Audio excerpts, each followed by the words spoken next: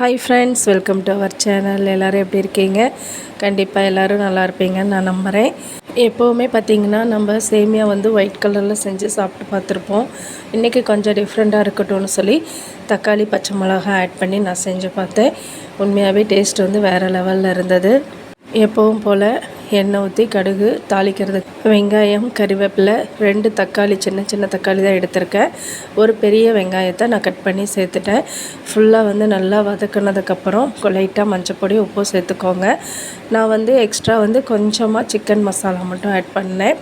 இதுக்கப்புறம் நம்ம தேவையான அளவுக்கு எப்பவும் போல் தண்ணி ஊற்றி சேமியாவை நம்ம அதில் கொதித்த உடனே கொட்டிடலாம்.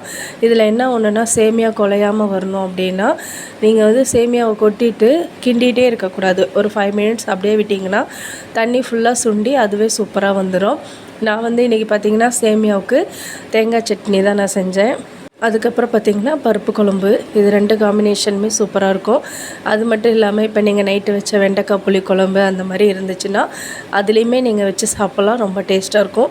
சிம்பிளாக நீங்கள் காலையில் டிஃபன் முடிக்கணும், இல்லை நைட்டுக்கு டின்னர் முடிக்கணும்னு நினச்சிங்கன்னா இந்த மாதிரி நம்ம செஞ்சு ட்ரை பண்ணிக்கலாம்.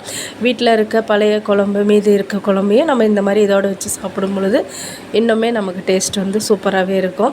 நான் தேங்காய் சட்னியும் பருப்பு குழம்பும் தான் இந்த சேமியாவோடு வச்சு சாப்பிட்டேன். உண்மையாகவே டேஸ்ட்டாக இருந்தது. வீடியோ பிடிச்சிருந்தால் லைக் பண்ணுங்கள்.